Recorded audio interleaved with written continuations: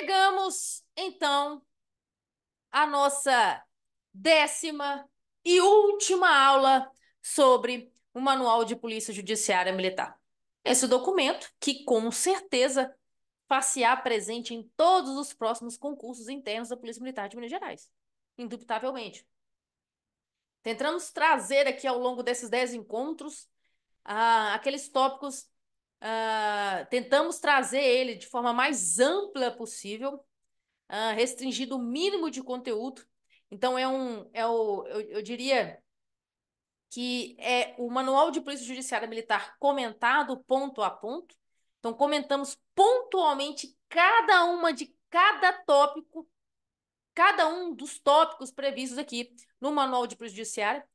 Creio que o material ficou extremamente completo, robusto, afinal são 10 aulas, mas é um material que traz toda e qualquer explicação sobre o conteúdo.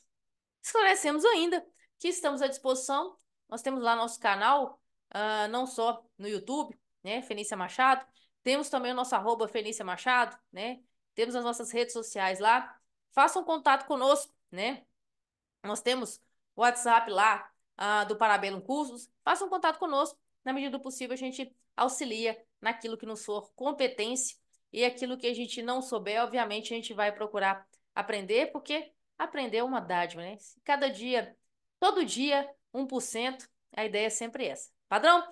Bora então para o nosso último tópico aqui, já compartilhando com vossas senhorias o nosso MPJ, já compartilhando aqui o nosso MPJ, o último tópico foi o termo de acariação. Em continuidade, vamos trabalhar aqui o termo de reconhecimento de pessoas ou o termo de reconhecimento de coisas, tá? Como que funciona a lógica, tá, do reconhecimento de pessoas? O reconhecimento de pessoas, ele é um ato probatório e ele tem que ter uma sequência a ser seguida. Primeiro, a pessoa que tiver que fazer o reconhecimento será convidada a descrever a pessoa que deva ser reconhecida. A pessoa cujo reconhecimento se pretende fazer será colocada, se possível, importante esclarecer isso, se possível, ao lado de outras com quem tiver qualquer semelhança, convidando-se a apontá-la quem houver de fazer o reconhecimento. E, caso não haja razão para recear que a pessoa chamada para o reconhecimento, por efeito de intimidação ou outra influência, não diga a verdade em face da pessoa que deve ser reconhecida, a autoridade de polícia judiciária militar providenciará para que essa não seja vista por aquela. Então, essa é a lógica do reconhecimento de pessoa, tá? Logo, a participação de outras pessoas é uma faculdade, é se possível. Se não tiverem outras pessoas ali no contexto fático para se reconhecerem, se reconhece somente aquela pessoa que é o objeto da questão ali, ok? Lembra-se que o indiciado ele não tem obrigação de participar desse reconhecimento, tá? Essa legislação processual penal militar, nossa, não trouxe, né, a hipótese do reconhecimento fotográfico como meio de prova, mas é um meio probatório perfeitamente válido, não há nenhum óbice quanto ao reconhecimento mediante foto, tá? Para aqueles casos em que várias pessoas forem chamadas para efetuar o reconhecimento de pessoas, cada uma fará o seu reconhecimento individualmente. Chama-se um por um para fazer o reconhecimento de pessoas, tá? Desse termo será lavrado um ato, tá? Desse ato será lavrado um termo, na verdade, tá? No tocante ao reconhecimento de coisas, adota-se as mesmas cautelas, aplicando o que for possível no caso concreto. E, por fim, ao final do IPM, nós temos o relatório conclusivo da Autoridade de Polícia Judiciária Militar, tá? O inquérito policial militar será encerrado com um minucioso relatório, onde o encarregado vai mencionar, tá, exatamente as diligências que ele fez as pessoas que ele ouviu, os resultados obtidos, tá? Com indicação de dia, hora e lugar onde ocorreu o fato delituoso trazido aqui como crime militar, tá? Atribui-se também ao encarregado a incumbência de se posicionar sobre a existência da transgressão disciplinar a punir, os indícios de autoria de crime e a conveniência da prisão preventiva do militar indiciado. Então, o encarregado deve opinar também sobre ele entender se houve ou não, naquele contexto fático, também uma transgressão disciplinar, se existem indícios suficientes de autoria do crime e se ele entende que é conveniente a prisão preventiva daquele indiciado. Ele também precisa emitir um parecer sobre a possibilidade de declaração de legitimidade da ação do militar investigado. Porque se o militar não foi indiciado, não há que se falar em. Porque se o militar está indiciado, obviamente não há que se falar em legitimidade da ação. Agora, se ele é apenas investigado, ele tem que prestar essa informação, né? Se aquela ação foi legítima ou não, tá? Esse relatório final, ele não tem vínculo, né? Ele não tem efeito vinculativo, ou seja, a autoridade de polícia militar delegante pode homologar ou não a solução, pode discordar ou não do que o encarregado entendeu, tá? Essa é uma deliberalidade da autoridade delegante. Padrão? Concluído o ofício, tá? Encerradas as investigações, ele remete à autoridade de polícia judiciária militar delegante para a solução. Tá? Agora, nós vamos começar a trabalhar um outro tópico. Nós vamos trabalhar aqui das medidas restritivas de liberdade aplicáveis durante o curso do IPM. Medidas restritivas de liberdade aplicadas no curso do IPM. Lá no artigo 18 do CPPM, fala-se que, independente de flagrante delito, o indiciado poderá ficar detido durante as investigações policiais até 30 dias, comunicando-se a detenção à autoridade judiciária competente. Esse prazo poderá ser prorrogado por mais 20 dias pelo comandante da região, Distrito Naval ou Zona Aérea, mediante solicitação fundamentada do encarregado do inquérito e por via hierárquica. Isso aqui, senhores, é o que é chamado, dentro do CPPM, de detenção cautelar, tá? Então, a competência para se decretar essa detenção cautelar é do próprio encarregado do IPM, tá? Mesmo que não tenha havido flagrante delito ou ordem escrita e fundamentada de autoridade competente, tá? Esclarece-se ainda que essa detenção cautelar, tá?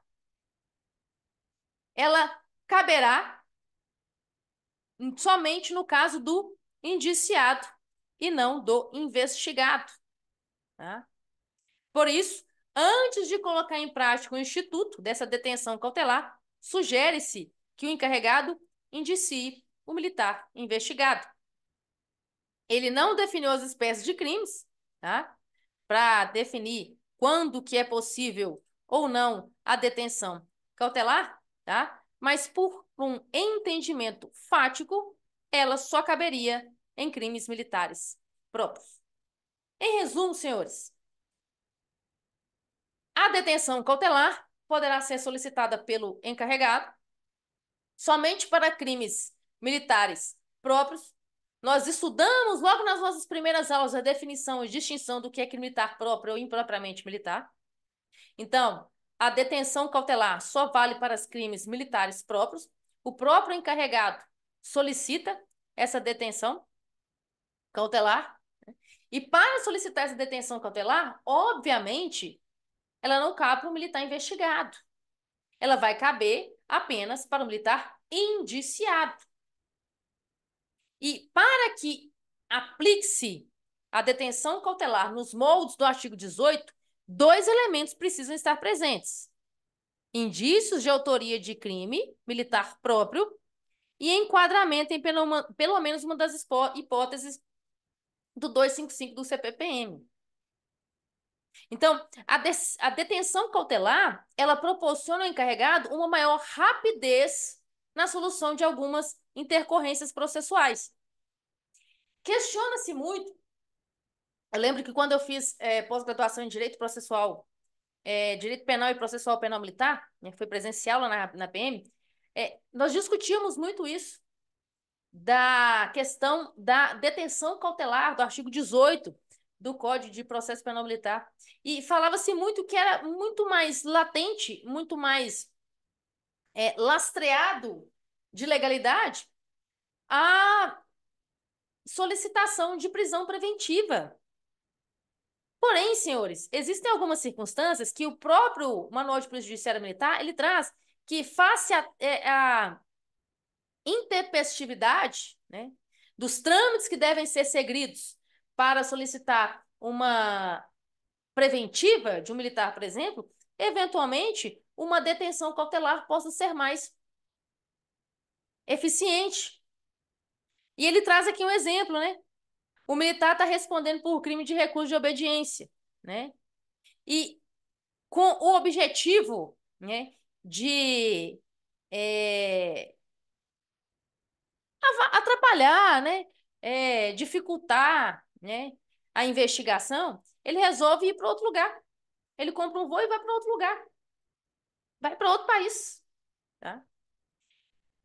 Então, imaginemos que o IPM tem o objeto do crime recurso de obediência, que é um crime próprio, e que seu encarregado descobre, uma hora antes do voo decolar, que o indiciado pretende deixar o país com a finalidade de frustrar a investigação. Uma hora antes, dá tempo de solicitar uma prisão preventiva? Não dá. Então, é muito mais célere que ele mesmo faça a detenção cautelar desse militar e imediatamente ele deve, aqui ele não pode, ele deve comunicar ao juiz. E esse juiz vai decidir se mantém ou não essa detenção cautelar.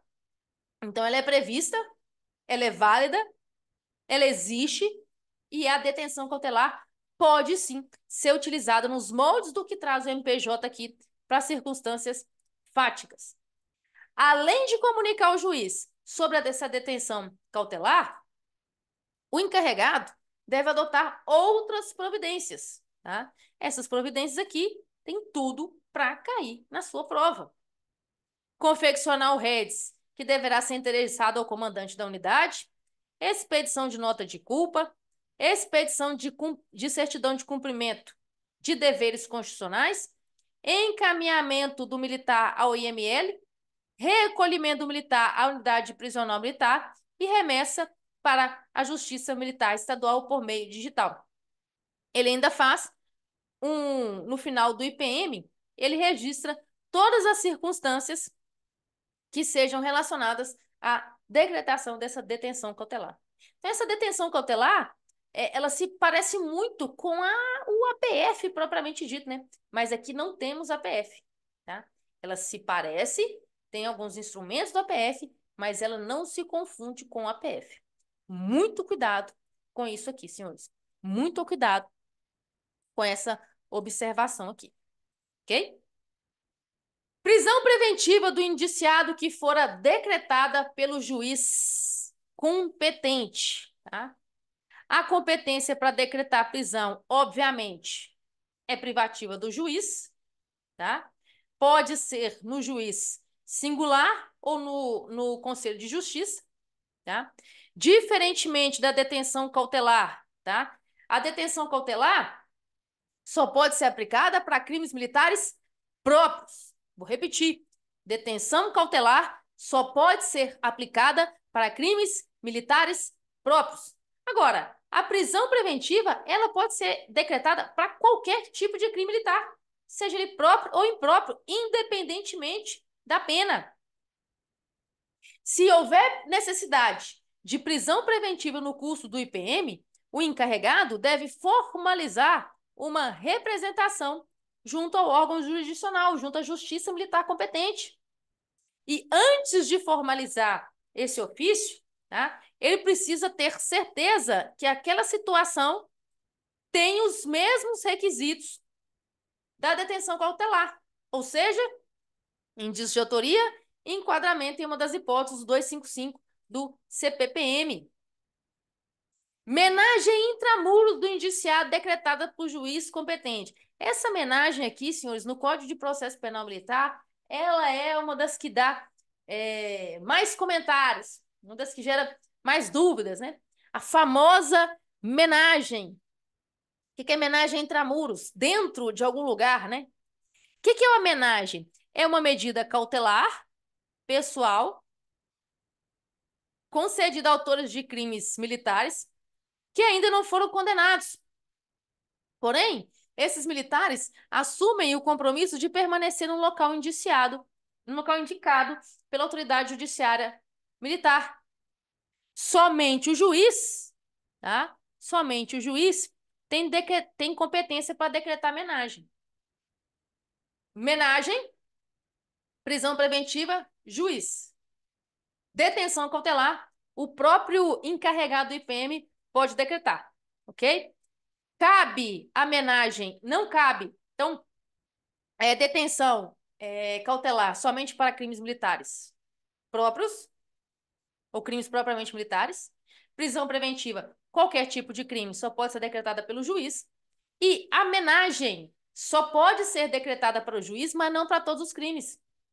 Somente para crimes cuja PPL não seja superior a 4 anos e sejam atendidos os demais requisitos legais. Questão nata de prova. Questão nata de prova, isso aqui, senhores. Isso aqui é uma questão nata de prova, tá? Menagem somente pode ser aplicada a crimes cuja PPL não seja superior a 4 anos e sejam atendidos os demais requisitos. Pena privativa de liberdade, 5 anos. Pode aplicar menagem? Não. Não pode. Tá? Onde se cumpre essa menagem? Sempre fora do cárcere. Porque se é no cárcere, já não é menagem. É prisão preventiva, tá? Ela pode ser em lugar sujeito à administração militar, ou seja, no quartel. O militar pode cumprir menagem no quartel? Pode. Pode ser na própria casa dele também? Pode. Pode ser na própria casa dele, em residência do beneficiário.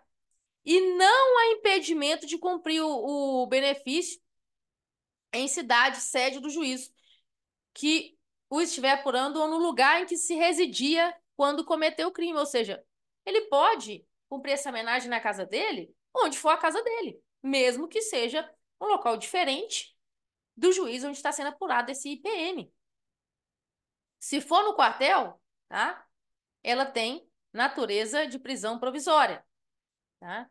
Então, se a homenagem é no quartel, ela tem natureza de prisão provisória. Se for fora do quartel, tá? Caso seja concedida em residência ou cidade, a homenagem extramuros será de natureza de liberdade provisória. Senhores, entendam, prisão provisória é diferente de liberdade provisória. Então, a homenagem é antes da condenação do militar, tá? Se for no quartel, ela é chamada de intramuros. E ela é prisão provisória. Natureza de prisão provisória. Se eu for fora do quartel, por exemplo, na casa dele, é a homenagem extramuros. E a natureza é liberdade provisória. Por que isso é interessante? Porque se ele está cumprindo a homenagem no quartel, e isso tem natureza de prisão provisória, pode ocorrer a detração penal. Ou seja, o tempo que ele cumpriu a homenagem ali no quartel será abatido da pena que ele eventualmente tiver quando condenado. Tá? Essa homenagem intramuros pode ser solicitada ao juiz pelo próprio encarregado. Nesse caso, esse encarregado fundamenta a sua solicitação, né, com base na existência do delito e indícios de autoria e no perigo da liberdade do indiciado, tá? Caso o juiz autorize a homenagem intra ou extramuros, tá? Não se Se a homenagem for dentro do quartel, computa o tempo numa eventual condenação depois. Se for fora do quartel, não computa esse tempo, tá? É a homenagem intramuros, ou seja, aquela que é no quartel. Ela é uma medida cautelar alternativa à preventiva e menos gravosa em relação ao status libertatis do militar, ok? Revogação de prisão preventiva. Outro tópico aqui pra gente. O juiz poderá revogar a prisão preventiva se no curso do processo verificar a falta de motivos para que subsista, bem como de novo decretá-la se sobrevierem razões que a justifiquem. Portanto, não é recomendável manter preso em prisão preventiva um militar que não preenche os requisitos para a prisão preventiva, tá? Então, a Constituição privilegiou a liberdade provisória no lugar da prisão provisória, tá? Ou seja, se no curso do IPM o encarregado entender que desapareceram os motivos que fundamentaram aquela prisão preventiva, ele próprio solicita ao juiz que avalie a revogação dessa medida cautelar, ora aplicada. Agora, nós vamos falar, eu estava falando de detenção cautelar. Agora o assunto é disponibilidade cautelar. A disponibilidade cautelar, ela está prevista no Código de Ética. E a disponibilidade cautelar, diferentemente da detenção cautelar, ela é uma medida administrativa. E o que é a disponibilidade cautelar? Ela é uma medida administrativa que consiste em transferir momentaneamente o militar de uma unidade para outra diversa de sua lotação, inclusive sem outro município. Qual que é o prazo? A medida tem prazo de 15 dias, prorrogável por igual período, mediante ato fundamentado do comandante-geral. Essa disponibilidade cautelar pode representar uma opção encarregado que sempre vai militar de sua liberdade de locomoção ou a fase local da produção dos elementos probatórios, preservando-se a essência da investigação. Recomenda-se que, em caso de investigação que é por infração penal militar, que a eventual decretação da prisão preventiva supra a necessidade de solicitar disponibilidade cautelar. A disponibilidade cautelar, ela é administrativa, ela é prevista no Código de Ética. Transfere-se o militar da sede onde ocorreram os fatos, objetos de análise ali do IPM, para uma outra sede, né? Medida 15 dias. Somente o comandante geral decreta. Então, a disponibilidade cautelar é diferente da detenção cautelar. É isso que eu preciso ter muita atenção para levar para a prova. São institutos completamente diferentes, ok? São institutos completamente diferentes. E isso, com certeza, vai ser objeto de prova. O examinador, ele sabe que o senhor, que a senhora pode se confundir no instituto da disponibilidade cautelar, que é transferência de um militar de uma unidade para outra, com a detenção cautelar. São institutos totalmente diferentes. Totalmente diferentes. Fiquem atentos a isso, tá? Das especificidades do IPM que apura uso de força letal. Então, nós vimos anteriormente, só me engano, na aula 8, que nos casos de atuação do policial militar com força aqui letal, mas nós já vimos no MTP-01, que é força potencialmente letal, por conta do que determina o artigo 16A do Código de Processo Penal Militar, em razão do pacote anticrime, necessariamente o militar deverá ser acompanhado por advogado. Então, essa mudança do pacote anticrime, tá? Ela diz que são obrigatórias, né? Foram criadas duas circunstâncias obrigatórias que deverão ser incrementadas nos inquéritos que tenham por objeto o uso de força letal praticado no exercício da função. Quais são as circunstâncias? Leva para a prova isso aqui. Leva para a prova essas duas circunstâncias aqui. Notificação do investigado indiciado cientificando-lhe da instauração do IPM E obrigatoriedade de defesa técnica, que deverá ser constituída num prazo de até 48 horas da notificação. Senhores, com certeza isso vai cair na sua prova. Mas assim, é tão certo quanto 2 e 2 é 4 que isso aqui cai na sua prova. Vai cair isso aqui na sua prova. É certo que isso aqui vai cair na sua prova. Certeza que isso vai cair, tá? Então, é obrigatório que o militar seja notificado da instalação do IPM e que ele, né, possa constituir defesa técnica num prazo de 48 horas da notificação, ok? Não importa se esse uso de força letal foi consumado ou tentado, tá?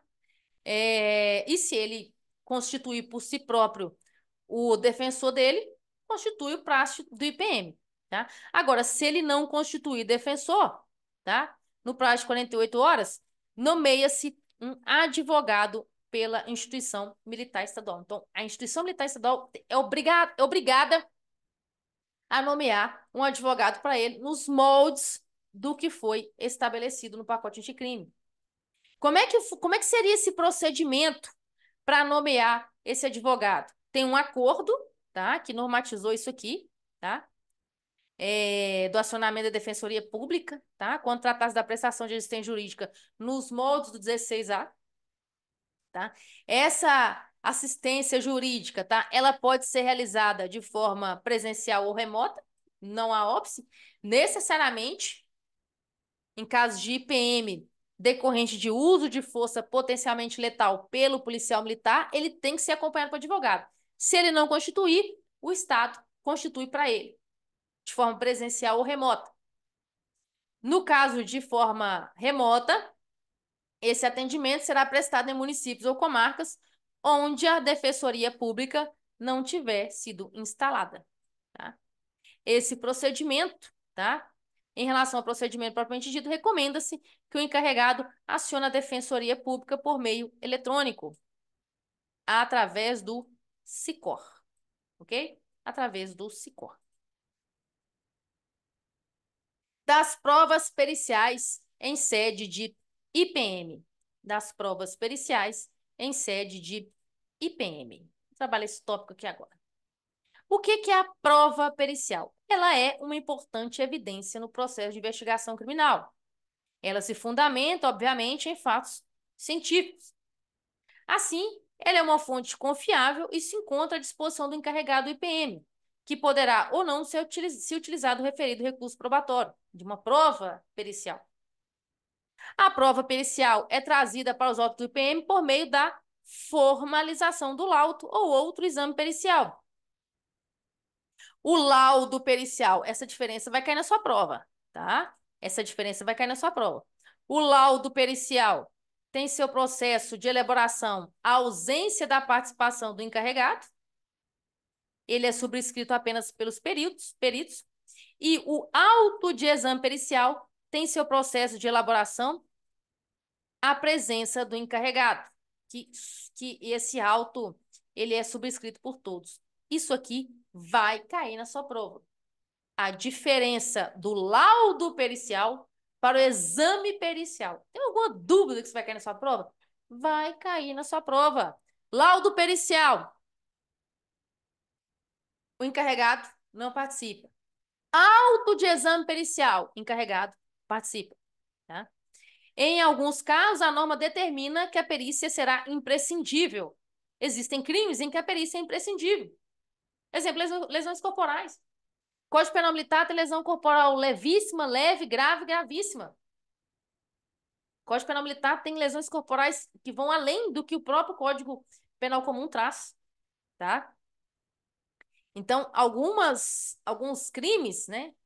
Quando a infração deixar vestígios, será indispensável o exame de corpo de delito, direto ou indireto, não podendo supri-lo a confissão do acusado, tá? Então, alguns casos, sempre que a infração deixar vestígios, tem que ter perícia, tá?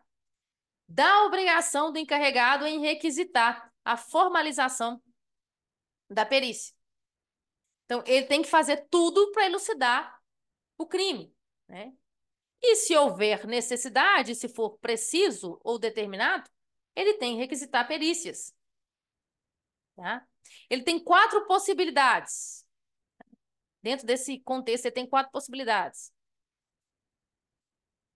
Requerer o exame pericial a um órgão externo à instituição militar, exemplo, a Polícia Civil, o Instituto Criminalístico da Polícia Civil. Eu participei eu fui escrivã de um IPM em que eu pedi uma perícia ao Instituto de Criminalística. A requisição do exame pericial a um órgão interno da própria instituição militar, caso existente. Requisição de cópia de um exame que já se realizou ou designação de peritos pelo próprio encarregado da investigação. Também é possível isso. Então, tem 4 opções para requisição de perícias pelo encarregado do IPM, tá? No que se refere à ordem de preferência da solicitação, recomenda-se que a primeira opção seja a requisição direcionada a órgãos externos, exemplo, IML, Instituto de Criminalística, etc. Tá? Mas, lá do outro, em casos de necessidade, ele pode optar por demandar órgãos internos da polícia. Não sei se os senhores sabem, mas a Polícia Militar ela tem peritos para diversas situações específicas. Existem militares com formação específica para perícias em algumas especificidades, tá? Designação de peritos pelo encarregado. A nomeação de peritos para determinado exame deverá recair preferencialmente em oficiais da ativa especializados no assunto. Então, se ele vai... Vou trocar esse aqui, vamos lá. Se ele não for solicitar a perícia no órgão oficial, por exemplo, no IML, tá? Preferencialmente, esse perito vai ser oficial da ativa especializado no assunto, com habilitação técnica, e sempre que possível, no número de 2, sendo necessário que ambos prestem um compromisso legal. Senhores, isso vai ser cobrado na prova. Nomeação de peritos em âmbito interno. Preferencialmente, palavrinha aqui, preferencialmente oficiais da ativa. E sempre que possível, 2. Preferencialmente oficiais da ativa e sempre que possível, 2. Preferencialmente oficiais da ativa e sempre que possível, 2. Tá? Então, em situações específicas, né? Situações de baixa complexidade, avaliação de coisas, transcrição de degravações, tudo isso pode ser feito pela perícia interna da instituição Polícia Militar de Minas Gerais, ou bombeiro, né, no caso. Formulação de quesitos. Para se solicitar uma perícia, tem que formular-se a necessidade de formulação dos quesitos, ou seja, o que quer se esclarecer com aquela perícia, tá? Então, é com base nos quesitos que o encarregado busca as respostas que ele quer esclarecer com aquele exame, tá? Então, o encarregado, na requisição da perícia, ele deve discriminar e detalhar os quesitos de interesse para apuração dos fatos, inclusive receber quesitos formulados pelo indiciado ou pela defesa. Não há nenhum óbice, não há nenhum óbice, né? Então, é de suma importância que o encarregado registre nos autos do PM que foi oportunizado ao indiciado a apresentar quesitos. Essa simples formalidade garante que a perícia realizada em sede de inquérito tenha validade no processo criminal, que vai tramitar no futuro. Se ele constitui o advogado, tá? O advogado tem que ser notificado, ele deverá aqui, ó, ser notificado para a possibilidade de apresentar quesitos. Ok? O encarregado deve ter o mesmo cuidado em registrar nos autos de PM que foi oportunizado ao advogado indiciado a apresentação de quesitos. Então, vai solicitar perícia, elabora os seus quesitos e pede para o indiciado ou para o acusado formular seus respectivos quesitos. E se ele tiver advogado, peça para que o advogado o faça também, tá? Perícias mais comuns. Exame de corpo de delito. Essa aí é inexoravelmente a mais comum no IPM, tá? Todos os crimes que envolvam lesões corporais exigem exame de corpo de delito, né? Então, é bem comum a necessidade de realização desse exame, né? Em que o ofendido tenha sido atendido em estabelecimento médico. O encarregado não terá acesso às fichas de atendimento. Por isso, como ele não pode ter acesso às fichas de atendimento, no caso de lesões corporais, o que ele tem que fazer? Solicitar diretamente ao ofendido para que forneça a cópia dessa documentação ou elaborar ofício endereçado ao estabelecimento médico para que este remeta a documentação relativa ao ofendido para repartição pública para que este realize o exame pericial. Ainda, depois de 30 dias da lesão, o ofendido deverá ser encaminhado para um novo exame de corpo de delito. Isso aqui é para a gente caracterizar se a lesão for levíssima, leve ou grave, tá? Isso influencia no tipo de crime e no tipo de pena a ser aplicada ao autor do crime. A avaliação direta ou indireta de coisa. A avaliação de coisa, tá? Ela se destina para casos de crimes patrimoniais, tá? O objetivo principal é identificar, avaliar a coisa subtraída, desviada, destruída ou danificada. Então, peculado culposo.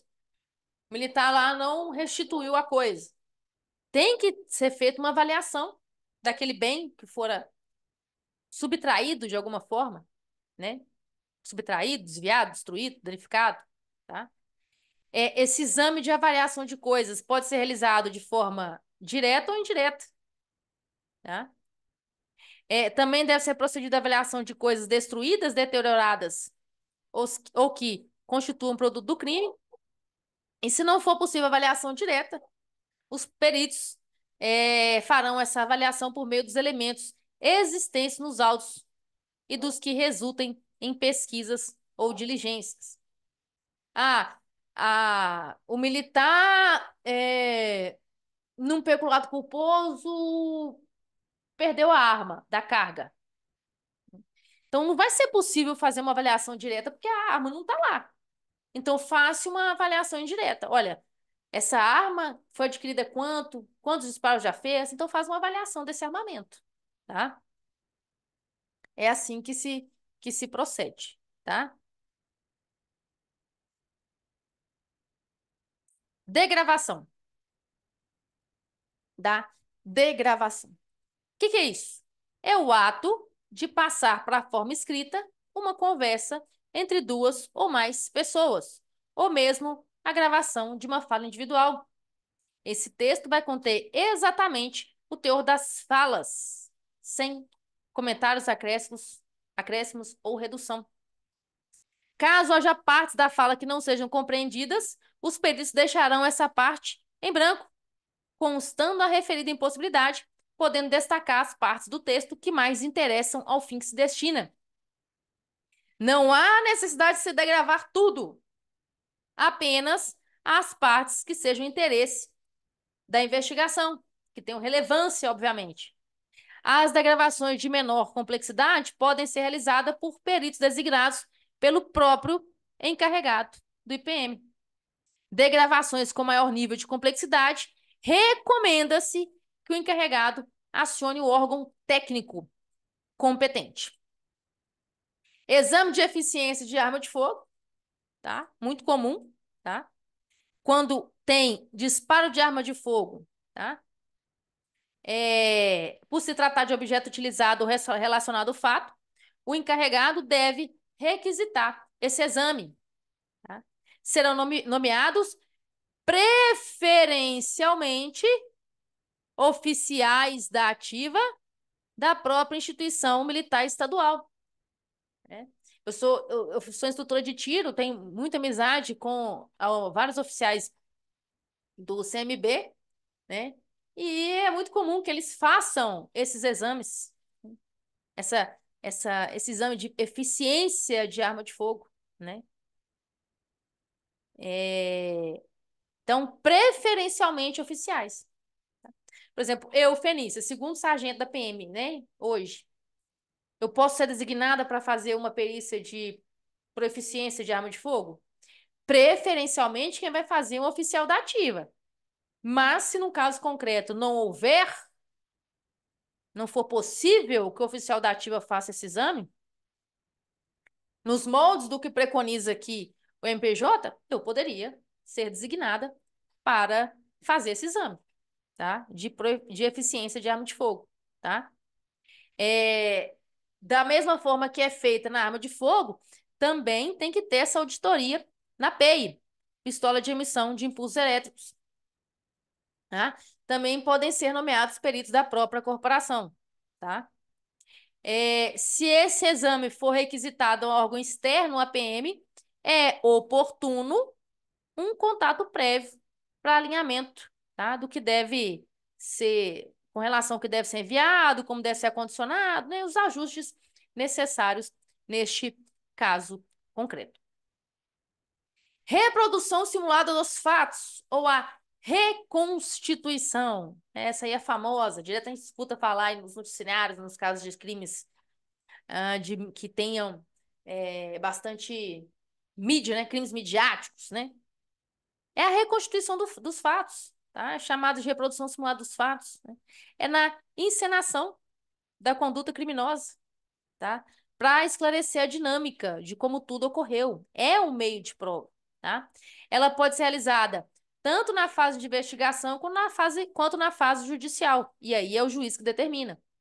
Na fase policial, a autoridade de polícia judiciária militar pode providenciar a de iniciativa, independentemente do requerimento ou determinação de quem quer que seja. A reprodução simulada permite reunir em um único documento todos os elementos oriundos dos laudos periciais e das evidências de um fato, em confronto com um rol de depoimentos. Na realização desse importante meio de prova, os peritos criminais atuam como cientistas forenses, ao mesmo tempo como atores e diretores de uma encenação na busca da verdade científica. A vedação é a realização de reconstituição dos fatos, quando essa possa resultar em prática que contraria a modalidade ou a ordem pública, ou mesmo atentar contra a hierarquia ou disciplina militar. E isso vai ser objeto de prova. Isso aqui vai ser objeto de prova. Quando a reprodução simulada dos fatos ou a reconstituição contrariar a moralidade, a ordem pública, ou atentar contra a hierarquia e disciplina militar, tá? Não poderá ser realizada a reconstituição dos fatos, ok? Isso, nobre combatente. Perpassamos aí todo o manual de polícia judiciária, fizemos um manual de polícia judiciária comentado. Estou reafirmando o meu compromisso de auxiliar no que for da minha competência. Obviamente, eu tenho muito a aprender ainda sobre tudo que está previsto aqui, né? Até porque eu nunca fui encarregado de um IPM, justamente por ser praça. Mas a gente conversa com as pessoas, né? A gente procura entender como funcionam as coisas e, eventualmente, é, estamos à disposição para dicas, sugestões. Ah, Fenícia, isso aí que você falou aí não é tão assim, não, é assim, é assado. É uma honra para mim sempre aprender a cada dia mais. Padrão? Muito obrigada pela paciência, tamo junto, até a próxima. Tchau.